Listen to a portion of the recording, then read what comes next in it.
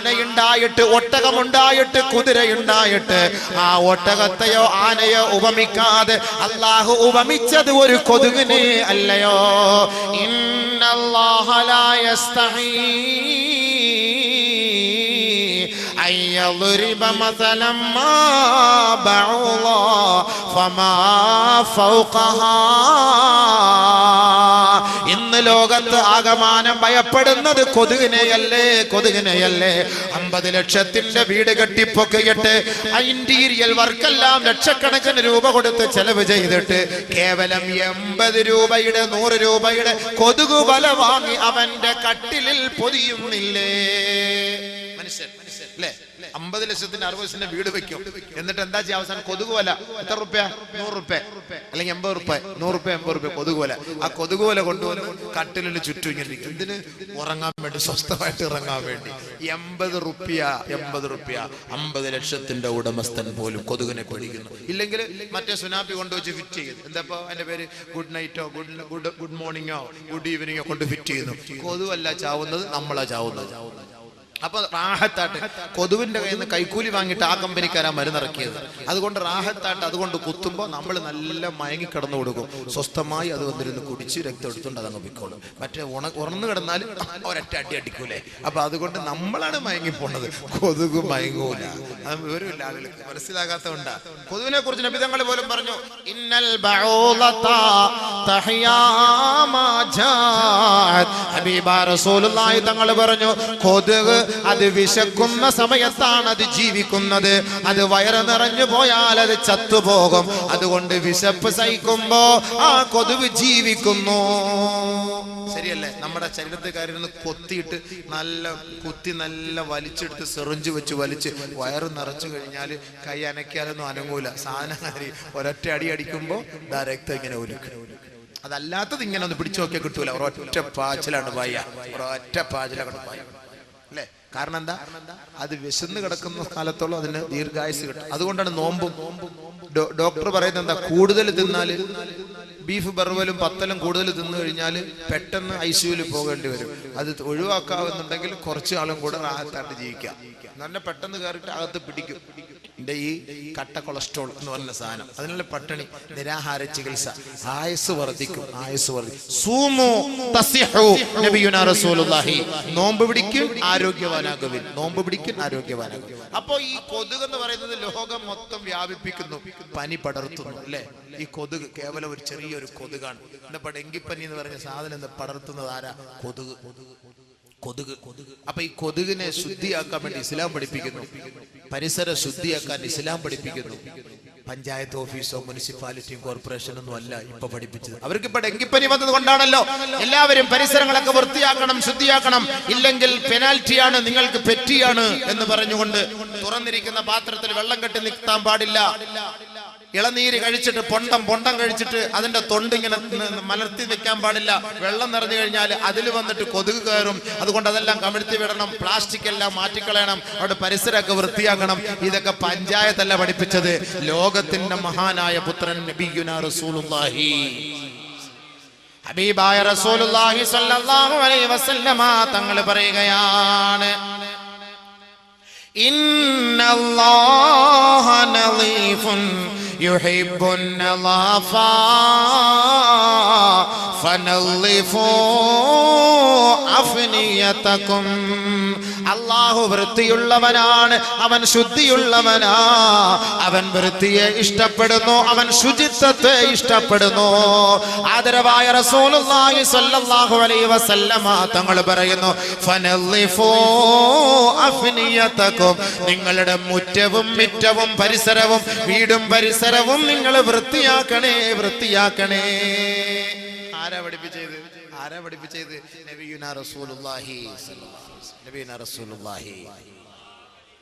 അല്ലാഹുവിന്റെ റസൂല് വീണ്ടും പറയുകയാണ്, ഇത്തഖുൽ ആനാൻ.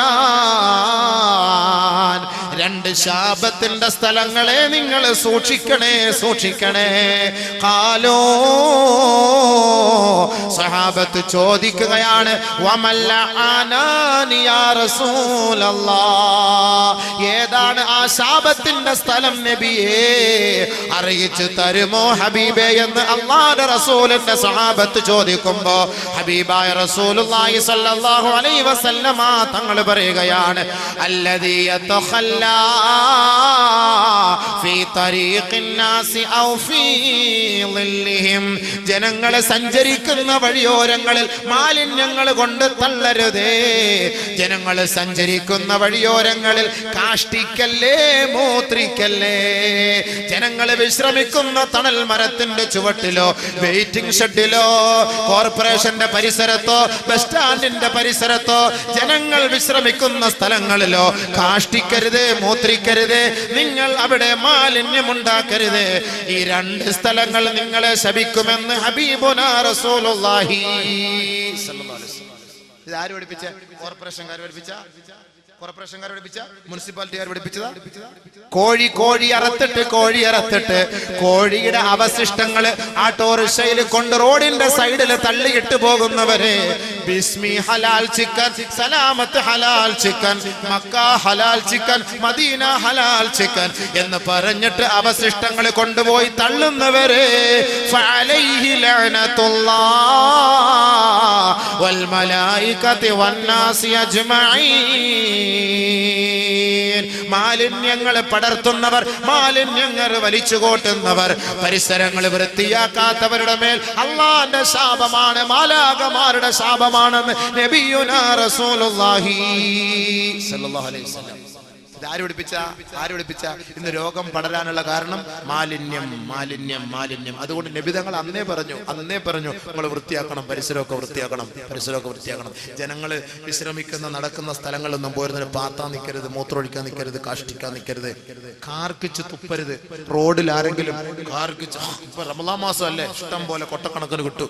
എവിടെയെങ്കിലും ഒക്കെ ബസ് ഇരുന്നുണ്ടോ പ്ലുക്കൊന്നും പറഞ്ഞ് താഴോട്ട് ആരുടെയെങ്കിലും മണ്ടലോട്ട് തലയിട്ട് വീണ് കഴിഞ്ഞാൽ അവൻ കുളിക്കാൻ അത് മതി. മനുഷ്യന്മാർ ഇതെല്ലാം ഇങ്ങനെ പിടിച്ചു വെച്ച് ഈ നമ്മുടെ ശരീരത്തിന്റെ ഒരു ആരോഗ്യത്തിനാണ് ഈ ഉമിനീര് തുപ്പല്, അതെല്ലാം കൂടെ ഇങ്ങനെ പിടിച്ചു വെച്ച് നമ്മൾ എന്തിനപ്പോ ഈ തുപ്പാൻ പോടുന്നത്? അതിങ്ങനെ വിഴുങ്ങാൻ അള്ളാഹു നമുക്ക് തന്നെ. ഇനിയിപ്പോ എല്ലാം കൂടെ ഒരു 1/2 ലിറ്റർ ആക്കിയിട്ട് ഒരൊറ്റ വിഴുങ്ങ അങ്ങനല്ല ഇതിന്റെ അർത്ഥം. നമുക്ക് കിട്ടുന്നത് ഊർന്ന് വരുന്നത് നമ്മളത് അങ്ങോട്ട് വിഴുങ്ങലല്ല, അത് നമ്മുടെ ശരീരത്തിന്റെ ആവശ്യത്തിന് അള്ളാഹ് തന്നിരിക്കുകയാണ്. അത് മൊത്തം ഇങ്ങനെ തുപ്പി കളയുന്ന കാരണം നാട്ടുകാരെ മുഴുവൻ ഇടങ്ങാറാക്കാൻ. മറ്റുള്ളവർ പറയില്ലേ, നോമ്പും വന്ന് ഇനി പരിസരമൊക്കെ വൃത്തികേടായി ആകെ ഇടങ്ങാറ്. പള്ളിയിൽ കിടക്കുന്ന ചെരുപ്പിൽ പള്ളിക്കകത്തുനിന്ന് ഇങ്ങനെ തുപ്പുക, നല്ല റാഹത്തായിട്ടിട്ട് പോയ ചെരുപ്പ്, അവസാനം ഇയാൾ വന്ന് ചെരുപ്പിടുമ്പോൾ മാർബിളി തെന്നിയതുപോലെ ക്ലൂന്നും പറഞ്ഞ് തെന്നി അങ്ങോട്ട് പോകും. കാരണം എന്താ? നല്ല സാധനം അതിനകത്ത് കിടക്കാൻ കഷ്ടം. മനുഷ്യന്മാർ എന്തിനപ്പം ഇങ്ങനെ തുപ്പുന്നത്? നബി സല്ലല്ലാഹു അലൈഹി വസല്ലം പറഞ്ഞെന്താ? ആരെങ്കിലും തുപ്പിയാലോ മൂക്ക് ചീറ്റിയാലോ അത് മണ്ണിട്ട് മൂടി സൈഡിൽ മാറ്റണം. അതിലൂടെ ആളുകൾ നടന്നു പോയാൽ അതിലൂടെ ആ ആളുകൾക്ക് ഇത് ചെയ്തു വെച്ച് അള്ളാന്റെ ശാപം നമുക്ക് കിട്ടും. പടച്ചവൻ കാത്തിരക്ഷിക്കട്ടെ. സൂക്ഷിക്കണം. പരിശുദ്ധ പ്രവാചകൻ പഠിപ്പിച്ചേരിയ എത്ര നല്ല മഹത്തായ വഴി. അപ്പൊ ഞാൻ പറഞ്ഞു വന്ന അലി റളിയല്ലാഹു തആല അൻഹുവിന്റെ വാക്ക്. അപ്പൊ എങ്ങോട്ട് പോയാ അത് ശുചിത്വം. നമ്മുടെ വിഷയവുമായി ബന്ധപ്പെട്ട തന്നെ ഈ രോഗത്തിന് പരിഹാരം എന്താണ്? വൃത്തിയാണ്. ഈ വൃത്തി എന്ന് പറയുമ്പോൾ പരിസരം മാത്രം വൃത്തിയാക്കിയാ പോരാ, ശാരീരികമായ വൃത്തി കൂടെ നമുക്ക് വേണേ. എല്ലാവരും ദാടി വടിച്ച് വൃത്തിയാക്കി ശുദ്ധിയാക്കും. കക്ഷത്തിന്റെ മുടിയെടുക്കൂല, നുകം മുറിക്കൂല, അവന്റെ ഗുഹ്യഭാഗത്തെ മുടി അവൻ നീക്കം ചെയ്യൂല. അതിങ്ങനെ ഈ പറയുന്ന പോലെ പുതിയ ബസ് സ്റ്റാൻഡിൽ കാട് പിടിച്ച് കയറി കിടക്കുന്ന പോലെ ഒരുമാതിരി ഇങ്ങനെ കാട് പിടിച്ചടക്കുക. അത് മനുഷ്യന്മാർ ശ്രദ്ധിക്കാത്ത എന്തേ? 40 ദിവസത്തിനുള്ളിൽ അത് വൃത്തിയാക്കാത്തവന്റെ നിസ്കാരത്തിന് കമാലിയത്തുണ്ടാവൂല, പൂർത്തീകരണം ഉണ്ടാവൂല. 40 days, 40 ദിവസമാണ് ടൈം അള്ളാഹുവിന്റെ റസൂൽ തന്നിരിക്കുന്നത്. അപ്പൊ ആ 40 ദിവസത്തിനുള്ളിൽ ഇതാകുമ്പോ ബാത്റൂമിൽ കൊണ്ടുവച്ചിരിക്കുക, ഒരു കണ്ണാടിയും വെച്ചിട്ടുണ്ട്, 2-3 ബ്ലേഡും വെച്ചിട്ടുണ്ട്. ഇങ്ങനെ തോണ്ടി ഇരിക്കലല്ലേ അത് പ്രശ്നമില്ല. തോണ്ടുമ്പോ ഇവിടെ ഉണ്ട് ഒരു കൊട്ട, ഇവിടെ ഉണ്ട് ഇങ്ങനെ. അത് ആരെന്തേ തോണ്ടാത്ത? ആ കൈ ഇങ്ങോട്ടൊന്നുകൊണ്ട് വെച്ചൂടെ? അതെന്തേ? ഇതായിട്ട് ഇങ്ങനെ പോലെ നഖം വെട്ടൂല, അതിനകത്ത് അഴുക്കിരിക്കുന്നു. ഇതൊക്കെ ഞങ്ങൾ കുത്തിക്കളയാൻ പറഞ്ഞിട്ടുണ്ട്. അതൊക്കെ നിങ്ങൾ വെട്ടണം. ഇതൊക്കെ 10 ഫിത്രത്ത് ഇബ്രാഹിം നബി അലൈഹി സ്വലാത്തു വസ്സലാമിന്റെ ഫിത്രത്തിലുള്ളതാണ്. ഇനി അതൊക്കെ അങ്ങോട്ട് തന്നെ കൊണ്ട് പോകുന്നില്ല, സമയമില്ല, എല്ലാം കൂടെ ഇടയ്ക്കിടയ്ക്ക് ഇങ്ങനെ കയറി വരികയാണ്. അപ്പൊ അതുകൊണ്ട് നമ്മുടെ ഗുഹ്യഭാഗത്തെ രോമങ്ങൾ നമ്മൾ നീക്കം ചെയ്യണം. 40 ദിവസത്തിനുള്ളിൽ അതെല്ലാം നീക്കം ചെയ്ത് ക്ലിയർ ആക്കിയെങ്കിൽ മാത്രമേ ആ നമസ്കാരത്തിന്റെ പൂർത്തീകരണം ഉണ്ടാവുള്ളൂ. ഉണ്ടാവുള്ളൂ. അതൊക്കെ ശാരീരിക ശുദ്ധിയാണ്. പല്ല് തേക്കുന്ന സംസ്കാരം ആരാണ് പഠിപ്പിച്ചത്? ഹബീബായ റസൂലുള്ളാഹി സ്വല്ലല്ലാഹു അലൈഹി വസല്ലമ തങ്ങൾ പറയുകയാണ്, ഇദാ ഖുംത ബില്ലൈലി ഫസ്തക്, രാത്രി നീ ഉറക്കിൽ നിന്ന് എഴുന്നേറ്റാൽ പല്ല് തേക്കണേ, പല്ല് തേക്കണേ, പല്ല് തേക്കണേ എന്ന് പഠിപ്പിച്ച സംസ്കാരം നബിയുനാ റസൂലുള്ളാഹി സ്വല്ലല്ലാഹു അലൈഹി വസല്ലമ തങ്ങളുടെ സംസ്കാരമാണ്. അള്ളാഹുവിന്റെ റസൂലിന്റെ സംസ്കാരമാണ് പല്ല് തേക്കാൻ പഠിപ്പിച്ച സംസ്കാരം. പല്ല് തേക്കാതെ ഗൾഫിലൊക്കെ ഉണ്ട്, പല്ല് തേക്കൂല. അൽക്ക് എന്ന് പറയുന്ന സാധനം ചുയിങ്കം വാരിട്ടിട്ട് ഇങ്ങനെ രാവിലെ ഓഫീസിൽ പോകുന്നു. പല്ല് തേക്കാൻ വലിയ മടിയാണ്. ഇങ്ങനെ അത് തെറ്റാ. ആളുകളുടെ മുന്നിൽ വെച്ചിട്ട് പല്ലുകുത്തുക, ഹോട്ടലിലൊക്കെ പോയി തിന്നിട്ട് ബില്ലും വെച്ചാണ് ഇയാളെ കുത്തിക്കൊണ്ടിരിക്കുക. വൃത്തികെട്ട മനുഷ്യന്മാർ ബസ്സിൽ കയറുമ്പോ കുത്തിക്കൊണ്ടിരിക്കുക. ഇതെന്താ ഇത് വൃത്തികേടാണ് നിങ്ങൾ കാണിക്കുന്നത്? ആളുകളുടെ മുന്നിലല്ല, അതിനൊക്കെ ഒരു സമയമുണ്ട്. ആ സമയത്ത് പല്ല് കുത്തിക്കളണം, അഴുക്കുകൾ കുത്തിക്കളണം. അതിനെ നിങ്ങൾ പറഞ്ഞു പല്ലുകളുടെ ഇടയിലുള്ള അഴുക്കുകൾ നിങ്ങൾ കുത്തിക്കളഞ്ഞ് ശുദ്ധിയാക്കണേ നബിയുനാ റസൂലുള്ളാഹി. പക്ഷെ അത് നാട്ടുകാരുടെ മുന്നിൽ കൊണ്ട് വെച്ചിട്ട് കുത്തലല്ല വേണ്ടത്. ചില ആളുടെ ഹോട്ടലിൽ കയറിയിട്ട് ഭക്ഷണം കഴിച്ചിട്ട് കൈയടുക, നാട്ടുകാരിരുന്ന് ഭക്ഷണം കഴിക്കുന്നില്ലേ മനുഷ്യ? വിവരമില്ലേ? നിനക്ക് വിവരമില്ലേ? നീ കഴിച്ചിട്ട് സംസ്കാരമില്ലേ? സംസ്കാരം പഠിപ്പിക്കുന്ന മതം ഇസ്ലാം. സംസ്കാരം പഠിപ്പിക്കുന്ന മതം ഇസ്ലാം. ബാക്കിയുള്ളവരൊക്കെ ഭക്ഷണം കഴിക്കുമ്പോ നീ തൊള്ള തുറന്നിട്ട് എന്ന് വെച്ച് കഴിഞ്ഞാൽ അവർക്ക് ഭക്ഷണം കഴിക്കാൻ പറ്റൂല. നമ്മളത് ശ്രദ്ധിക്കണം, സൂക്ഷിക്കണം. ചില ഹോട്ടലിൽ എഴുതി വെച്ചിട്ടുണ്ട്, ശബ്ദം ഇട്ടുകൊണ്ട് നിങ്ങളുടെ തൊള്ളയിൽ കൈയിട്ട് പല്ല് വായി കഴുകരുത്, നിങ്ങൾ കാർക്കിച്ച് തുപ്പരുത് എന്ന് എഴുതി വെച്ചിട്ടുണ്ട് വാഷ് ബേസിനടുത്ത്. അതേപോലെ ചില പള്ളികളുടെ ഹൗദിൽ വന്നിട്ട് ഇങ്ങനെ എന്നിട്ട് അതിനകത്ത് കൈയിട്ട് കഴുകുക. ഒതുകൊടുക്കുന്നിടത്ത് അവിടെ എഴുതി വെച്ചിട്ടുണ്ട്, തൊള്ളയിൽ വായിൽ കൈയിട്ടിട്ട് ഹൗദിൽ കൈയിട്ട് കഴുകാൻ പാടില്ല. ബഹുമാനമുള്ള സഹോദരൻ, ഇതൊക്കെ നമ്മൾ ശ്രദ്ധിക്കണേ. ഇതൊക്കെ ഇസ്ലാം പഠിപ്പിച്ചിരുന്ന ശുദ്ധിയാണ്, സംസ്കാരമാണ്. ഇത് നമ്മൾ മനസ്സിലാക്കണം. പല്ല് തേക്കാൻ നബിയുനാ റസൂൽ നമ്മൾ പഠിപ്പിച്ചു. ആയിഷ സിദ്ദീഖ റളിയല്ലാഹു തആല അൻഹ പറയുന്നു, അല്ലാഹുവിന്റെ റസൂൽ എപ്പോൾ രാത്രി എഴുന്നേറ്റാലും മിസ്വാക്ക് ചെയ്യുമായിരുന്നു. ആയിഷ റളിയല്ലാഹു തആല അൻഹ. ഇന്നല്ലാഹ യുഹിബ്ബുൽ മുതതഹിരീൻ, ശുദ്ധിയുള്ളവരെ, വൃത്തിയുള്ളവരെ അല്ലാഹു ഇഷ്ടപ്പെടുന്നു.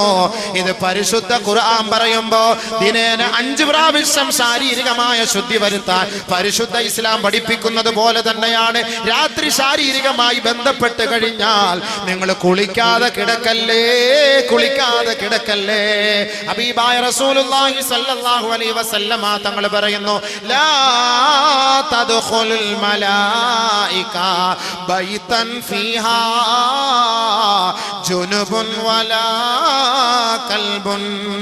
ആദരവായ റസൂലുള്ളാഹി സ്വല്ലല്ലാഹു അലൈഹി വസല്ലമ തങ്ങൾ പറയുന്നു, ഒരു വീട്ടിൽ അല്ലാഹുവിന്റെ റഹ്മത്തിന്റെ മലക്കുകൾ പ്രവേശിക്കുകയില്ല. ആ വീട്ടിൽ വലിയ ശുദ്ധിക്കാരനും കുരയ്ക്കുന്ന കടിക്കുന്ന നായയുമുള്ള കാലത്തോളം ആ വീട്ടിൽ റഹ്മത്തിന്റെ മലക്കുകൾ പ്രവേശിക്കൂല എന്ന് ഹബീബുനാ റസൂലുള്ളാഹി. മനസ്സിലായോ? രാത്രി പരിപാടി കഴിഞ്ഞിട്ട് കുളിച്ചിട്ട് കിടക്കണം, അല്ലെങ്കിൽ ഒതുവെങ്കിലും എടുത്തിട്ട് കിടക്കണം. അതാണ്. അല്ലെങ്കിൽ ആ വീട്ടിൽ എന്തുണ്ടാവൂല? മലക്ക്, റഹ്മത്തിന്റെ മലക്ക് വരൂല. പട്ടി നായയെ വളർത്തുന്ന വീട്ടിലും ആ നായ കുരയ്ക്കുന്ന ആ നായുള്ള വീട്ടിലും ആരും വരൂല. മലക്കുകൾ ഇറങ്ങൂല. രക്ഷപ്പെട്ട്. മലക്കുൽ മൗത്ത് അസ്രായിൽ വരൂലല്ലോ, ഒരു പട്ടിയെ വളർത്തിയേക്കാം. മലക്കുൽ മൗത്ത് അസ്രായിൽ എന്തായാലും വരൂല. ഇങ്ങനെ ഒരു മസല കിട്ടിയത് വലിയ ഹൈറായി. അത് മോൻ കളി വേറെ, അത് ആള് കളി വേറെ, അത് വേറെ സാധനം. നീ പട്ടിയല്ല പന്നിയായിരുന്നാലും നീ ഏത് ഭാഗത്തിരുന്നാലും എന്നെ പിടിച്ച് അപ്പോഴെ കൊണ്ടാണുള്ള കഴിവ് അത് അള്ളാഹ് വേറെ കൊടുത്തിട്ടുണ്ട്. ആ പണി അവിടെ നടക്കൂല. അതുകൊണ്ട് നമ്മളിത് ശ്രദ്ധിക്കരുത്. ഇപ്പൊ നമുക്ക് എത്ര ശുദ്ധി ഇസ്ലാം പഠിപ്പിച്ചു തരും ആലോചിച്ച് നോക്കി. അപ്പൊ മനുഷ്യൻ ആരാണ്? അശക്തനാണ്. ഒരു കൊതുവ് കടിക്കുമ്പോ, ഒരു മൂട്ട കടിക്കുമ്പോ അതിനെ നിയന്ത്രിക്കാൻ മനുഷ്യനെ കൊണ്ട് കഴിയില്ല. അപ്പൊ അവനാരാ? മിസ്കീൻ. തൂലിമുൽ ബഖാ വതഖ്തുലുഹു ശരിഖാ. സൂര്യന്റെ ചൂടിൽ മനുഷ്യൻ വേർത്ത് ബനിയൻ മാറ്റിയില്ലെങ്കിൽ, ഡ്രസ്സ് മാറ്റിയില്ലെങ്കിൽ, 2 ദിവസം കുളിച്ചില്ലെങ്കിൽ കശത്തുനിന്ന് അവിടുന്ന് വരുന്ന നാറ്റം, എന്താ സ്മെല്ല്! എത്ര വലിയ സുന്ദരി എന്ന് പറഞ്ഞാലും ഈ സാധനം അങ്ങോട്ട് അടിച്ചു വീശിയാൽ എൻ്റെ പൊന്നെ മിസ്രിലെ പെണ്ണാന്ന് പറഞ്ഞാൽ ദേവി ഇത് തൊള്ള ഉറക്കല്ലേ, അള്ളാഹുവാണ് സത്യം, ഞാൻ എത്ര വേണേലും പൈസ ഇട്ടുതരാം, കാണിക്കുകയും ചെയ്യും, ഈ തൊള്ള ഉറക്കല്ലേ എന്ന് പറയും. സൂര്യന്റെ ചൂട് കൊണ്ട് മനുഷ്യൻ ശരീരം വിയർത്തു പോയാൽ അവൻ ആരായി മാറും? മിസ്കിൻ. അത് നിയന്ത്രിക്കാൻ മനുഷ്യനെ കൊണ്ട് കഴിയുന്നില്ല. അപ്പൊ ഇവൻ ആരാണ്? മനുഷ്യൻ അശക്തനല്ലേ? അതുകൊണ്ട് തന്നെയാണ് പടച്ച തമ്പുരാൻ ഈ പരീക്ഷണങ്ങളെ നൽകിയിട്ട് അല്ലാഹു റബ്ബുൽ ഇസ്സത്ത് ആഗ്രഹിക്കുന്നത് മനുഷ്യന് ഈ ലോകത്ത് ഒരു ചുക്കും ചെയ്യാൻ കഴിയില്ല. ഒന്നും ചെയ്യാൻ കഴിയില്ല മനുഷ്യൻ. അതാണ് 2ാമത്തെ പാഠം. പെട്ടെന്ന് പോട്ടെ.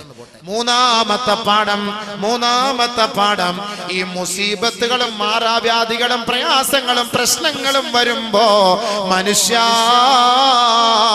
നീ ക്ഷമിച്ചാൽ അല്ലാഹു നിനക്ക് പ്രതിഫലം ഉയർത്തി തരുന്നതിന് വേണ്ടിയത്രേ. നല്ല കൂലി അല്ലാഹു നിനക്ക് തരാനാണ് ഇതൊക്കെ അല്ലാഹു നിനക്ക് ഇങ്ങോട്ടിട്ട് തരുന്നത്. إنما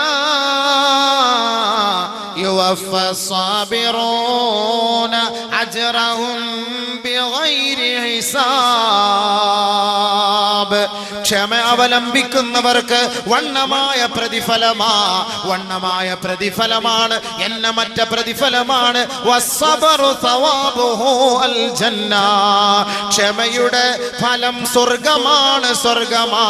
റമളാൻ ഷഹ്റു സബർ, ക്ഷമയുടെ മാസമാണ്. ആ റമളാനിന്റെ മാസത്തിൽ ആരൊരാൾ ക്ഷമിക്കുന്നുവോ അല്ലാഹു അവർക്ക് നൽകുന്ന ഫലം സ്വർഗമാണ്. പരിശുദ്ധ ഖുർആനിൽ അല്ലാഹു സബർ ചെയ്തവർക്ക്, ക്ഷമിച്ചവർക്ക്, ക്ഷമ അവലംബിച്ചവർക്ക് പടച്ച തമ്പുരാൻ ഖുർആനിലൂടെ നമ്മെ അറിയിക്കുന്ന ഓരോ ആരാമങ്ങൾ ഏതൊക്കെയാണ്? വജസാഹും ബിമാ സബറൂ ജന്നതൻ വഹരീറാ മുത്തഖീന ഫീഹാ അലൽ അറായിക് ലാ യറൗന ഫീഹാ ശംസൻ വലാ സംഹരീറാ. ആരൊരാള് ബുദ്ധിമുട്ടും പ്രയാസങ്ങളും വരുമ്പോ, മാരകമായ രോഗങ്ങൾ വരുമ്പോ, മാനഹാനി വരുമ്പോ, ശാരീരികമായി ക്ഷീണിതനാകുമ്പോ, മാനസികമായി നഷ്ടമനുഭവപ്പെടുമ്പോ, സാമ്പത്തികമായി തകർന്നു പോകുമ്പോ സർവവും റബ്ബിലേക്ക് സമർപ്പിച്ചുകൊണ്ട് ക്ഷമിച്ചാൽ ജസാഹും ബിമാ സബറു ജന്നതൻ വഹരീറാ. സ്വർഗവും അതിലെ പട്ടുടയാടകളും അല്ലാഹു അവർക്ക് നൽകുമെന്ന് ഖുർആൻ. മുത്തഖീന ഫീഹാ ആട്ടുകട്ടിലുകളിലും ഊഞ്ഞാലിലും അവരവിടെ ഇരുന്നു കൊണ്ട് വിശ്രമിക്കുമത്രേ. ലാ യറൗന ഫീഹാ ശംസൻ വലാ സംഹരീറാ. അവിടെ ഭയങ്കരമായ ചൂടോ കൊടും തണുപ്പോ ഉണ്ടാവുകയില്ല. മാന്യമായ മിതമായ നിലയിലുള്ള കാലാവസ്ഥയിലൂടെ അവർ സ്വർഗത്തിന്റെ അനുഭൂതികൾ ആസ്വദിച്ചുകൊണ്ട് കഴിയുമെന്ന് ഖുർആൻ പറയുമ്പോ ആർക്കാണത്? ക്ഷമ അവലംബിക്കുന്നവർക്ക് മാത്രമാണ്. നിങ്ങൾക്ക് ഏർപ്പെടുന്ന മാനഹാനിക്കും മാനനഷ്ടത്തിനും കുടുംബ പ്രശ്നത്തിനും മാരകമായ രോഗങ്ങൾക്കും പരിഹാരമാണ് ക്ഷമയാണ്. ആ ക്ഷമയിലൂടെ അല്ലാഹു നിങ്ങൾക്ക് നൽകുന്നത് ഉന്നതമായ കൂലിയാ. ഹബീബുനാ റസൂലുള്ളാഹി സ്വല്ലല്ലാഹു അലൈഹി വസല്ലമ തങ്ങൾ പറഞ്ഞതായി അബൂ ഹുറൈറ റളിയല്ലാഹു അൻഹു റിപ്പോർട്ട് ചെയ്യുന്ന ഹദീസിൽ കാണാം. മാ യുസീബുൽ മുസ്ലിമ മിൻ നസബിൻ വലാ വസബിൻ വലാ ഹമ്മിൻ വലാ ഗമ്മിൻ വലാ അദാ ഹത്താ ശൗകതി യുശാഖുഹാ ഇല്ലാ കഫറല്ലാഹു ബിഹാ ഖതായാ കമാ ഖാല റസൂലുള്ളാഹി സല്ലല്ലാഹു അലൈഹി വസല്ലം. അല്ലാഹുവിന്റെ റസൂൽ നമുക്ക് പഠിപ്പിച്ചു തരികയാണ്, ഈ ഭൂമിയിലുള്ള ഒരു മനുഷ്യന്, ഒരു മുസ്ലിമായ സഹോദരനോ ഒരു സഹോദരിക്കോ ഒരു ബുദ്ധിമുട്ടോ ഒരു പ്രയാസമോ ഒരു വിഷമമോ ഒരു ദുഃഖമോ ഒരു രോദനമോ കടമോ രോഗമോ, മറ്റൊരു റിവായത്തിൽ വലാ സഖമിൻ വലാ അലമിൻ.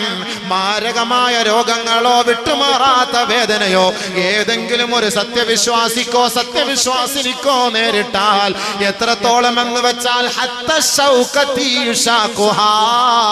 അവൻ റോഡിലൂടെ നടക്കുമ്പോ, അവൻ പാടത്തിലൂടെ നടക്കുമ്പോ, അവന്റെ പുരയിടത്തിലൂടെ അവന്റെ സ്ഥലത്തുകൂടി അവൻ നടക്കുമ്പോ അവന്റെ കാലിൽ ഒരു ചെറിയ മുള്ള് തറച്ചാൽ പോലും ഇല്ലാ കഫറല്ലാഹു ബിഹാ ഖതായാ. അതുകൊണ്ട് ആ വേദന കൊണ്ട് അല്ലാഹു അവന്റെ പാപം മാപ്പാക്കി കൊടുക്കുമെന്ന് നബിയുനാ റസൂലുള്ളാഹി. വീണ്ടും അല്ലാഹുവിന്റെ റസൂൽ പഠിപ്പിക്കുകയാണ്, ലാ യസാലുൽ ബലാഉ ബിൽ മുഅ്മിനി വൽ മുഅ്മിനതി ഫീ മാലിഹി വനഫ്സിഹി വവലദിഹി ഹത്താ യൽഖാ അല്ലാഹ തആല വമാ അലൈഹി ഖതിയാ. ദുഃഖം അനുഭവിക്കുന്ന ചെറുപ്പക്കാരാ, പ്രവാസ ജീവിതം അനുഭവിക്കുന്ന പ്രവാസികളെ, നിങ്ങൾ ഏർപ്പെടുന്ന കഷ്ടമുണ്ടല്ലോ, നിങ്ങൾ അനുഭവിക്കുന്ന ദുഃഖമുണ്ടല്ലോ, നിങ്ങൾ അനുഭവിക്കുന്ന പ്രയാസമുണ്ടല്ലോ. ഒരു വീട് വെക്കാൻ വേണ്ടി വർഷങ്ങളായി മരുഭൂമിയുടെ മടിത്തട്ടിൽ കിടന്ന് ചോര നീരാക്കി കഷ്ടപ്പെടുന്ന ചെറുപ്പക്കാരനുണ്ടല്ലോ. തന്റെ ഉമ്മയെ കാണാൻ കൊതിക്കുന്ന പ്രവാസിയുണ്ടല്ലോ, തന്റെ പൊന്നുമോളെ കാണാൻ കൊതിക്കുന്ന പ്രവാസിയുണ്ടല്ലോ. ഒരു ടിക്കറ്റ് എടുക്കാൻ പോലും ഗതിയില്ലാതെ മരുഭൂമിയുടെ മടിത്തട്ടിലൂടെ എരിപൊരി കൊള്ളുന്ന വെയിലിൽ കഷ്ടപ്പെടുമ്പോ അവന്റെ ഓരോ ശ്വാസവും നിശ്വാസവും, അല്ലാ എന്റെ കടമൊന്ന് വീട്ടിത്തരണമേ പടച്ചവനെ, എനിക്കൊരു വീട് നൽകണേ അല്ലാ, എന്റെ മകളെ കല്യാണപ്രായമെത്തി അവളെ വിവാഹം കഴിക്കാനുള്ള സൗകര്യം നൽകണേ പടച്ചവനെ. തന്റെ ഭാര്യയെ പോലും മറന്നുകൊണ്ട് എത്രയെത്ര യുവത്വം തുളുമ്പുന്ന ചെറുപ്പക്കാരാണ് തന്റെ ഭാര്യയുടെ സുഖം പോലും മറന്നുകൊണ്ട് മരുഭൂമിയുടെ കൊടുംവെയിലിൽ കിടന്ന് കഷ്ടപ്പെടുന്നത്. ആ ചെറുപ്പക്കാരനെ നോക്കിക്കൊണ്ടാണ് അല്ലാഹുവിന്റെ റസൂല് പറഞ്ഞത്, ദുഃഖിക്കരുതേ, പ്രയാസപ്പെടരുതേ. ശാരീരികമായി, മാനസികമായി, സാമ്പത്തികമായി ഏതെങ്കിലും ഒരു മുസ്ലിം സഹോദരനോ സഹോദരിക്കോ വല്ല ന്യൂനതകളോ വിഷമങ്ങളോ തട്ടിയാൽ അല്ലാഹുവിന്റെ ദർബാറിലേക്ക് അവരെത്തുമ്പോ വമാ അലൈഹി ഖതിയാ, അവർക്കൊരു പാപവും ഉണ്ടാകാതെ നേരെ സ്വർഗത്തിലേക്കാണ് മലക്കുകൾ അവരെ ആനയിച്ചു കൊണ്ടുപോവുക. അത് മതിയല്ലോ നമുക്ക് വലുത്, അതല്ലേ നമുക്ക് വലുത്. നമ്മുടെ നോമ്പ് എന്തിനാണ്, നമ്മുടെ നമസ്കാരം എന്തിനാണ്, നമ്മുടെ ഖുർആൻ പാരായണം എന്തിനാണ്, നമ്മുടെ ഈ പ്രഭാഷണം എന്തിനാ? ദുനിയാവിലെ നൈമിഷികമായ ജീവിതത്തിന് വേണ്ടിയല്ല, ആഖിറത്തിന്റെ അനശ്വരമായ ഭവനത്തിന് വേണ്ടിയാണ്. ദുനിയാവിൽ നമുക്ക് കുറഞ്ഞു പോയാൽ നീതിമാനായ പടച്ച തമ്പുരാൻ ആഖിറത്തിൽ നമുക്ക് വണ്ണമായ പ്രതിഫലം നൽകുമെന്ന് ലോകത്തിന്റെ ഹബീബായ മുത്തളി മുഹമ്മദ് മുസ്തഫ റസൂലുള്ളാഹി. അതുകൊണ്ട് ദുഃഖിക്കരുതേ, പ്രയാസപ്പെടരുതേ. ഈ ദുഃഖവും ഈ പ്രയാസവും ഈ മാരകമായ രോഗങ്ങളും അല്ലാഹു നൽകുന്നത് സ്വർഗത്തിന്റെ പദവികൾ അധികരിപ്പിക്കാനാ. അതുകൊണ്ട് ആരും പറയരുത്, ഉസ്താദേ വർഷങ്ങളായി കിടക്കുന്നത് മരിക്കുന്നുമില്ല, എന്താ ഇത് വല്ലാത്ത രോഗം ഉസ്താദേ. ഓരോ വീട്ടിൽ പോകുമ്പോ ഓരോ ചങ്ങാതിമാർ പറയും, സൂലാതെ കിടക്കുന്നവർ പറയും, എന്താണ് വല്ലാത്ത ബുദ്ധിമുട്ട് ഉസ്താദേ, മരിച്ചു കിട്ടിയാൽ മതി, മരിച്ചു കിട്ടിയാൽ മതി, ഈ രോഗം കൊണ്ട് സഹിക്കാൻ വേദന, വല്ലാത്ത വേദന. എന്ത് വേദനപ്പാ നിനക്ക്? ഈ വേദനയുടെ പേരിൽ നിനക്ക് അല്ലാഹ് കൂലി എഴുതല്ലേ, കൂലി എഴുതല്ലേ? ഹബീബായ റസൂലുള്ളാഹി സ്വല്ലല്ലാഹു അലൈഹി വസല്ലമ തങ്ങൾ പറയുന്നു, ലാ യതമന്നയന്ന അഹദുകും അൽ മൗത ലിഗുർരിൻ അസാബ്. ഒരു ബുദ്ധിമുട്ടോ പ്രയാസങ്ങളോ രോഗമോ മനോദുഃഖമോ കടമോ പ്രയാസമോ ദാരിദ്ര്യമോ വിഷമമോ ഉണ്ടായാൽ അതിന്റെ പേരിൽ നീ മരണത്തെ ആഗ്രഹിക്കരുതേ. നബിയിന റസൂലുള്ളാഹി. ചില ആളുകളുടെ ധാരണ എങ്ങനെയാണല്ലോ, ചില ആളുകൾ എന്താ, മരിച്ചാൽ മതിയായിരുന്നു, മരിച്ചാൽ മതിയായിരുന്നു. അങ്ങനെ ഒരു ബുദ്ധിമുട്ടും പ്രയാസങ്ങളും വരുമ്പോ മരണത്തെ ആഗ്രഹിക്കാൻ പാടില്ല എന്ന് നബിയുനാ റസൂലുള്ളാഹി.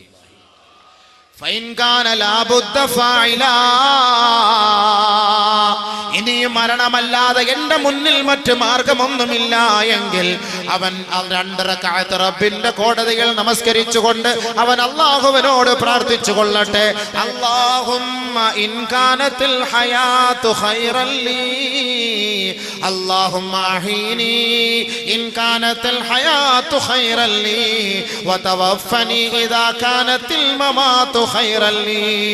അല്ലാഹുവേ, എന്റെ ശാരീരികമായ രോഗം എന്നെ വല്ലാണ്ട് അലട്ടുന്നു പടച്ചവനെ.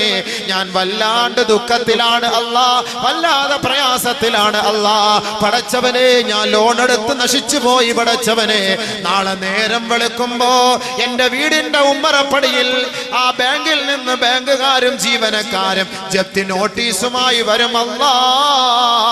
എനിക്ക് സഹിക്കാൻ കഴിയില്ല അല്ലാ. ഞാൻ അഭിമാനത്തോടുകൂടി ജീവിച്ചവനാണ്. നാളെ എന്റെ മാനം പിച്ചി ചീന്തപ്പെടും പടച്ചവനെ. അതുകൊണ്ട് ഞാൻ മരിക്കാൻ ആഗ്രഹിക്കുന്നു അല്ലാ. മരണമാണ് എനിക്ക് ഖൈറെങ്കിൽ ഈമാനോടെ നീ മരിപ്പിക്കണേ പടച്ചവനെ. അതല്ല ജീവിതമാണ് ഖൈറെങ്കിൽ ഇതിനുള്ള പരിഹാരം നീ എത്തിച്ചു തരണമേ നാഥാ. അങ്ങനെ വേണം ഒരാൾ ദുആ ചെയ്യാൻ, അല്ലാതെ പെട്ടെന്ന് ആത്മഹത്യ ചെയ്യലല്ല. ഭർത്താവ് എന്നെ തലാക്കെല്ലാം പോന്നു, ഭർത്താവ് എന്നെ തലാക്കിയല്ലേ, ആത്മഹത്യ ചെയ്യണോ? ഭർത്താവ് മരിച്ചു, എനിക്ക് ഇനി ആരുമില്ല, ആത്മഹത്യ ചെയ്യണോ? ഒരു മുസീബത്ത് വന്നാൽ എന്ത് ചെയ്യണം? പ്രവാചകന്റെ പ്രതിവിധി, അല്ലാഹുമ്മ അജുർനി ഫീ മുസീബതി വഖ്ലുഫ് ലീ ഖൈറൻ മിൻഹാ. അല്ലാഹുവേ, എന്റെ മുസീബത്തിൽ എനിക്ക് നീ നല്ല കൂലി നൽകണേ പടച്ചവനെ. ഇതിനേക്കാൾ ഇരട്ടി, ഇതിനേക്കാൾ ഒരു പരിഹാരം, ഇതിനേക്കാൾ ഉചിതമായത് എനിക്ക് നീ നൽകി എന്നെ നീ സഹായിക്കണേ പടച്ചവനെ, സഹായിക്കണേ പടച്ചവനെ. വലിയ സംഭവം. ഭർത്താവ് മരിച്ചാൽ ഭാര്യ പറയേണ്ടത് അങ്ങനെയാണ്. ഭർത്താവ് മരിച്ചാൽ ഭാര്യ പറയണം. ഒരു ബുദ്ധിമുട്ടും പ്രയാസങ്ങളും നമുക്ക് വന്നാൽ നമ്മൾ ചെയ്യേണ്ട ദുആ, അല്ലാഹുമ്മ അജുർനി ഫീ മുസീബതി വഖ്ലുഫ് ലീ ഖൈറൻ മിൻ. പടച്ചവനെ, എന്റെ മുസീബത്തിൽ നീ എന്നെ സഹായിക്കണം, ഇതിനേക്കാൾ ബദൽ എനിക്ക് നല്ലത് നീ നൽകണേ എന്ന് ദുആ ചെയ്തു. ഉമ്മു സൽമ റളിയല്ലാഹു തആല ദുആ ചെയ്തു. ഭർത്താവ് മരിച്ചപ്പോൾ ദുആ ചെയ്തു, എന്റെ മുസീബത്തിൽ എന്നെ സഹായിക്കണേ. ആദരവായ റസൂലുള്ളാഹി സ്വല്ലല്ലാഹു അലൈഹി വസല്ലം തങ്ങൾ പിന്നീട് അവരെ വിവാഹം കഴിച്ചു. എന്റെ ഭർത്താവിനേക്കാൾ ഉചിതമായത് എനിക്ക് നൽകണേ എന്ന് അള്ളാന്റെ റസൂലിനെ കൊണ്ട് അവർ പറഞ്ഞു സന്തോഷിച്ചു. നബിതങ്ങളുടെ സദസ്സിൽ നിന്ന് വന്ന് എന്റെ ഭർത്താവ് എനിക്ക് ഈ ദുആ പഠിപ്പിച്ചു തരുമായിരുന്നു. ഒരു മുസീബത്ത് വരുമ്പോൾ അല്ലാഹുമ്മ അജുർനി ഫീ മുസീബതി വഖ്ലുഫ് ലീ ഖൈറൻ മിൻ, എന്റെ മുസീബത്തിൽ എന്നെ സഹായിക്കണേ, ഇതിനേക്കാൾ ഉപരി എനിക്ക് നൽകണേ, നല്ലത് നൽകണേ എന്ന് പറയുമ്പോൾ ഞാൻ അങ്ങനെ, ഈ എന്റെ ഭർത്താവ് മരിച്ചപ്പോൾ ഞാൻ അങ്ങനെ ദുആ ചെയ്തു. എനിക്ക് അള്ളാന്റെ റസൂലിനെ കിട്ടി. ഭാഗ്യല്ലേ നമ്മളതിനെ ദുഃഖിക്കുന്നത്, നമ്മളതിനെ പ്രയാസപ്പെടുന്നത്? ഇങ്ങനെ ആത്മാർത്ഥമായി പറഞ്ഞുകൊണ്ടേയിരിക്കും, അല്ലാഹു രക്ഷപ്പെടുത്തും, പരിഹാരം അല്ലാഹു തരും. അതിന് മനുഷ്യന് സൈക്കിൾ, അതൊന്നും പെട്ടെന്ന് കാര്യം നടക്കണം, അത് വലിയ പാടാ. പെട്ടെന്ന് കാര്യം ആദ്യം ഓതി ആയത്താ ഹത്താ സുൽസിലു, സഹാബാക്കൾ പോലും, നബിയും സഹാബാക്കൾ പോലും حتى يقول الرسول والذين آمنوا معه متى نصر الله.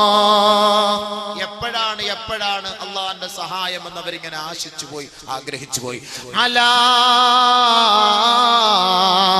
ഇന്ന നസ്റല്ലാഹി ഖരീബ്. ദുഃഖിക്കണ്ട, നിങ്ങളുടെ ദുആയുടെ ബർക്കത്ത് അല്ലാഹു നിങ്ങൾക്ക് പെട്ടെന്ന് എത്തിച്ചു തരും, അറിയിച്ചു തരും. നിങ്ങൾ വിഷമിക്കണ്ട, നിങ്ങൾ പ്രയാസപ്പെടണ്ട. അപ്പൊ അല്ലാഹു സുബ്ഹാനഹു വ തആല നമുക്ക് ഈ രോഗങ്ങളും ഈ ബുദ്ധിമുട്ടും തരുന്നത് എന്തിന്? സ്വർഗ്ഗത്തിൽ പദവി കൂട്ടാൻ. ഒരു ഹദീസ് കൊടുക്കട്ടെ. ജാബിർ റളിയല്ലാഹു അൻഹു റിപ്പോർട്ട് ചെയ്യുന്ന ഹദീസ്,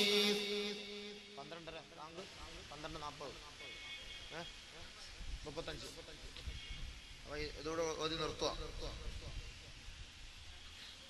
ഇതിനൊക്കെ വേറെ പരിഹാരമുണ്ട്. വേറെ ഇനി ഇതൊക്കെ എന്തുകൊണ്ടുണ്ടാകുന്നു എന്നുള്ളത്, ഈ പരീക്ഷണങ്ങൾ എന്തുകൊണ്ടുണ്ടാകുന്നു, പ്രകൃതിക്ഷോഭം എന്തുകൊണ്ടുണ്ടാകുന്നു, മാരക രോഗം എന്തുകൊണ്ടുണ്ടാകുന്നു, അതിന് വേറെ ഹദീസുണ്ട്. അത് വലിയൊരു ഹദീസ് നബി സല്ലല്ലാഹു അലൈഹി വസല്ലം പറഞ്ഞിട്ടുണ്ട്. സമയമില്ലല്ലോ, ഉണ്ടെങ്കിൽ അത് പറയണമല്ലോ, നല്ല എൻ്റെ ലാസ്റ്റിലെത്തുള്ളൂ. നാളെ തൗബയാ വിഷയം. നേരം പിന്നെ ബഹുമാനപ്പെട്ട നബിയുനാ റസൂലുള്ളാഹി തങ്ങൾ പറഞ്ഞതായി ജാബിർ റളിയല്ലാഹു തആല റിപ്പോർട്ട് ചെയ്യുന്ന ഹദീസിൽ കാണാം, യവദ്ദു അഹ്ലുൽ ആഫിയതി അൽ ജന്ന യൗമൽ ഖിയാമ.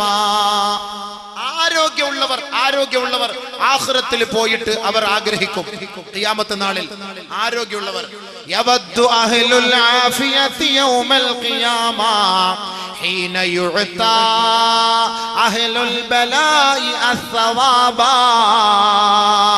ദുനിയാവിൽ പരീക്ഷണത്തിന് വിധേയരായവർക്ക്, ദുനിയാവിൽ വർഷങ്ങളായി വാട്ടർ ബെഡിൽ കിടന്ന് കഷ്ടപ്പെട്ടവർക്ക്, ദുനിയാവിൽ ക്യാൻസർ രോഗം പിടിച്ച് മരിച്ചവർക്ക്, ദുനിയാവിൽ പ്ലേഗ് രോഗം പിടിച്ച് മരിച്ചവർക്ക്, ദുനിയാവിൽ ഡെങ്കിപ്പനിയോട്, ദുനിയാവിൽ ചിക്കുൻഗുനിയ പോലുള്ള മാരകമായ രോഗങ്ങൾ കൊണ്ട് വേദന അനുഭവിച്ച് മരിച്ചു പോയവരുണ്ടല്ലോ, അവർക്ക് അല്ലാഹു സ്വർഗ്ഗത്തിൽ നൽകുന്ന പദവികൾ കണ്ടുകൊണ്ട് രോഗമൊന്നുമില്ലാതെ മരിച്ചുപോയ ആരോഗ്യവാന്മാര് പറയുമത്രേ, യവദ്ദു അഹ്ലുൽ ആഫിയതി യൗമൽ ഖിയാമ ഹീന യുഅതാ അഹ്ലുൽ ബലാഇ അസ്സവാബ ലൗ അന്ന ജുലൂദഹും ഖുരിളത് ബിൽ മഖാനി. ആരോഗ്യമുള്ളവർ ഒരു രോഗമില്ലാതെ മരിച്ചുപോയി സ്വർഗത്തിലെത്തിയാൽ, രോഗികളായി മാരക രോഗം പിടിപെട്ട് മരിച്ചുപോയവർക്ക് സ്വർഗത്തിൽ അല്ലാഹു കൊടുക്കുന്ന പദവികൾ കാണുമ്പോ അസൂയ പൂണ്ടുകൊണ്ട് ഈ ആരോഗ്യവാന്മാര് പറയുമത്രേ, അവരാഗ്രഹിക്കുമത്രേ, അല്ലാ ദുനിയാവിൽ വെച്ച് കത്രിക കൊണ്ട് ഞങ്ങളുടെ ശരീരത്തെ നീ മുറിക്കാമായിരുന്നില്ലേ, ഞങ്ങളുടെ ശരീരത്തെ നീ കീറി മുറിച്ച് ആ വേദന അനുഭവിച്ചിരുന്നുവെങ്കിൽ ഞങ്ങൾ ഈ സ്വർഗത്തിന്റെ ഉന്നതമായ പദവികളിൽ ഞങ്ങൾ എത്തിപ്പെടുമായിരുന്നല്ലോ. ദുനിയാവിൽ ഞങ്ങൾക്ക് നീ ആരോഗ്യം തന്നതിന്റെ പേരിലല്ലേ ഈ സ്വർഗത്തിന്റെ ഉത്തുംഗ സോപാനത്തിൽ പ്രവേശിക്കാൻ ഞങ്ങൾക്ക് അനുവാദം കിട്ടാത്തത്. ദുനിയാവിൽ കഷ്ടപ്പെട്ട് പീഡനം അനുഭവിച്ചവർക്ക് സ്വർഗത്തിൽ ഉന്നതമായ പദവികൾ നീ നൽകുമ്പോ ഞങ്ങൾ ആഗ്രഹിച്ചു പോകുന്നു, അല്ലാ ആ ഒരു സ്ഥാനം ഞങ്ങൾക്ക് നൽകണേ എന്ന് ഞങ്ങൾ ആഗ്രഹിച്ചു പോകുന്നു അല്ലാ. മനസ്സിലായോ? ദുനിയാവിൽ ആരോഗ്യം കിട്ടിയവരെ അവിടെ ചെന്നിട്ട് ആഗ്രഹിക്കും. ഈ ബലാ പിടിച്ചവർക്ക്, ദുനിയാവിൽ ബലാ പിടിച്ചവർക്ക്, പിടിപെട്ടവർക്ക്, രോഗം, കടം, പ്രയാസം, മനോദുഃഖം, ഇതിലിങ്ങനെ കഷ്ടപ്പെട്ട് മരിച്ചുപോയവർക്ക് സ്വർഗത്തിൽ അല്ലാഹു കൊടുക്കുന്ന ഉന്നതമായ പദവി കാണുമ്പോൾ ഈ ആരോഗ്യവാന്മാര് മനസ്സിലാക്കും,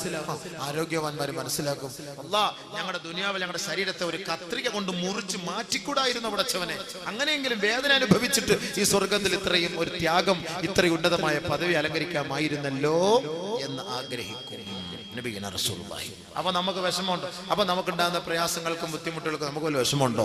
വിഷമിക്കാൻ പാടില്ല എന്നതിന്റെ അർത്ഥം, വിഷമിക്കാൻ പാടില്ല എന്നതിന്റെ അർത്ഥം അല്ലേ? വിഷമിക്കാൻ പാടില്ല എന്നതിന്റെ അർത്ഥം സഹിക്കുക, ക്ഷമിക്കുക. ആ ക്ഷമയുടെ ഫലം സ്വർഗമാണ്. അതുകൊണ്ട് രോഗം പിടിപെട്ടവര് മരിക്കാൻ നിൽക്കണ്ട, അത് മരിക്കണമെന്ന് ആഗ്രഹിക്കരുത്, ആത്മഹത്യ ചെയ്യാൻ നിൽക്കരുത്, വണ്ടിയുടെ മുന്നിൽ എടുത്ത് ചാടരുത്. ഇതെല്ലാം നമ്മളെ കൊണ്ടുപോയി എത്തിക്കുന്ന നരകത്തിലേക്കാണ്. الحمد لله رب العالمين. اللهم صل على سيدنا محمد وعلى آل سيدنا محمد وبارك وسلم عليه. اللهم أنزله المقعد المقرب عندك يوم القيامة. لا إله إلا الله العظيم الحليم، لا إله إلا الله رب العرش العظيم، لا إله إلا الله رب السماوات رب الأرض رب العرش الكريم، لا إله إلا أنت سبحانك إنا كنا من الظالمين. يا علي يا عظيم يا حكيم يا حليم. اللهم اعتق رقابنا ورقاب آبائنا وأمهاتنا وأقربائنا من الديون والمظالم والنار. اللهم اجعل هذا الشهر الشريف العظيم المبارك شاهدا لنا لا شاهدا علينا، واجعل حجة لنا لا حجة علينا يا رب العالمين. اللهم عافنا في أبداننا، اللهم عافنا في أبصارنا، اللهم عافنا في أسماعنا. لا إله إلا أنت يا ذا الجلال والإكرام. اللهم أرنا الحق حقا وارزقنا اتباعه، وأرنا الباطل باطلا وارزقنا اجتنابه. اللهم ربنا شرفنا بالتقوى وجملنا بالعافية وارزقنا الجنة يا رب العالمين. اللهم زينا بزينة الإيمان وشرفنا بشرف القرآن وأكرمنا بكرامات نبينا محمد صلى الله عليه وسلم. اللهم اغفر لجميع المسلمين الذين شهدوا لك بالوحدانية ولنبيك بالرسالة وماتوا على ذلك يا رب العالمين. اللهم اغفر لنا واغفر لهم وارحمنا وارحمهم واعف عنا واعف عنهم يا ذا الجلال والإكرام. اللهم ادفع عنا البلاء والوباء والغلاء والزنا والربا والزلازل والخسف والمسخ والقذف والمحن وسوء الفتن ما ظهر منها وما بطن عن بلدنا هذا خاصة وعن سائر بلاد المسلمين عامة إنك على كل شيء قدير. കരുണയുള്ള അല്ലാഹുവേ, ഈ ഒരുമിച്ച് കൂടൽ സ്വീകരിക്കണേ പടച്ചവനെ. അല്ലാഹുവേ, ഞങ്ങളുടെ ഈ തേട്ടത്തെ പാഴാക്കല്ലേ പടച്ചവനെ. അല്ലാഹുവേ, ഞങ്ങളെ നീ അനുഗ്രഹിക്കണേ പടച്ചവനെ. അല്ലാഹുവേ, ഈ പ്രഭാഷണത്തെ സ്വീകരിക്കണേ പടച്ചവനെ. അല്ലാഹുവേ, പറയുന്നവർക്കും കേൾക്കുന്നവർക്കും ഇഖ്ലാസ് നൽകണേ പടച്ചവനെ. അല്ലാഹുവേ, ഞങ്ങളുടെ അപാകതകളെ ന്യൂനതകളെ നീ പരിഹരിക്കണേ പടച്ചവനെ. അല്ലാഹുവേ, ദുനിയാവിലും ആഖിറത്തിലും ഞങ്ങളെ നിന്ദ്യരും നിസാരരുമാക്കല്ലേ പടച്ചവനെ. അല്ലാഹുവേ, ഞങ്ങൾക്ക് ഇസ്സത്തും ഇഫ്ഫത്തും നസീബാക്കണേ പടച്ചവനെ. യാ അല്ലാഹു, ഞങ്ങളുടെ രോഗങ്ങളെ നീ ശിഫയാക്കി താ പടച്ചവനെ. മാരകമായ ക്യാൻസർ പോലുള്ള രോഗം കൊണ്ട് കഷ്ടപ്പെടുന്നവരുണ്ട് പടച്ചവനെ. ഈ പരിശുദ്ധമായ റമളാനിന്റെ ബർക്കത്ത് കൊണ്ട് അല്ലാഹുവേ ശിഫയാക്കണേ അല്ലാ പടച്ചവനെ. ഈ പരിശുദ്ധമായ 10ന്റെ ബർക്കത്ത് കൊണ്ട് ശിഫയാക്കണേ അല്ലാ. ആയിരങ്ങൾ പങ്കെടുത്ത ആലിമീങ്ങളും സാദാത്തുക്കളും മഹത്തുക്കളും നിന്റെ ആരിഫീങ്ങളും പങ്കെടുത്ത ഈ സദസ്സിന്റെ ബർക്കത്ത് കൊണ്ട് എല്ലാവിധ രോഗത്തിനും പരിഹാരം നൽകണേ പടച്ചവനെ. മക്കളില്ലാത്തവർക്ക് മക്കളെ നൽകണേ അല്ലാഹുവേ. വർഷങ്ങളായ ഒരു കുഞ്ഞുകാലിന് വേണ്ടി കൊതിക്കുന്നവർക്ക് അതിനുള്ള സൗഭാഗ്യം നൽകണേ പടച്ചവനെ. നിലവിലെ മക്കളുള്ളവരുടെ മക്കളെ ഹാഫിളീങ്ങളും ആലിമീങ്ങളും ആക്കണേ പടച്ചവനെ. റഹ്മാനായ അല്ലാഹ്, ഞങ്ങളെ ഉഖ്റവികളായ പണ്ഡിതന്മാരാക്കണേ അല്ലാഹ്. നാഫിയായ ഇൽമു നൽകണേ പടച്ചവനെ. നാഫിയായ ഇൽമു നൽകണേ പടച്ചവനെ. നാഫിയായ ഇൽമു നൽകണേ പടച്ചവനെ. യാ അല്ലാഹുവേ, മാനസികമായി ശാരീരികമായി സാമ്പത്തികമായി ആരെല്ലാം ദുഃഖത്തിലും പ്രയാസത്തിലുമാണോ ആ ദുഃഖവും പ്രയാസങ്ങളിൽ നിന്ന് അവരെ നീ മോചിപ്പിക്കണേ പടച്ചവനെ. അവരെ രക്ഷപ്പെടുത്തണേ പടച്ചവനെ. അവരെ നീ സഹായിക്കണേ പടച്ചവനെ. ഈ റമളാനിന്റെ ഹക്ക് കൊണ്ട് അവരെ നീ സഹായിക്കണേ പടച്ചവനെ. ഈ റമളാനിന്റെ ബർക്കത്ത് കൊണ്ട് നീ അവരെ സഹായിക്കണേ പടച്ചവനെ. അവരുടെ എല്ലാ വിഷമങ്ങളും മാറ്റിക്കൊടുക്കണേ അല്ലാഹുവേ. പ്രവാസ ജീവിതം അനുഭവിക്കുന്ന പ്രവാസികൾ അവരനുഭവിക്കുന്ന എല്ലാ വിഷമങ്ങളും പ്രയാസങ്ങളും ദുഃഖങ്ങളും നീ അവരിൽ നിന്ന് ഒഴിവാക്കി കൊടുക്കണേ അല്ലാഹുവേ. സാമ്പത്തികമായി കഷ്ടത അനുഭവിക്കുന്നവർ, കടം കൊണ്ട് വലയുന്നവർ, ഒരു പുര പോലുമില്ലാതെ പുരകെട്ടാൻ ഗതിയില്ലാതെ പുരകെട്ടിക്കടങ്ങളിൽ കുടുങ്ങിയവർ, ഇവരെയെല്ലാം നീ സഹായിക്കണേ അല്ലാ. സഹായിക്കണേ അല്ലാ.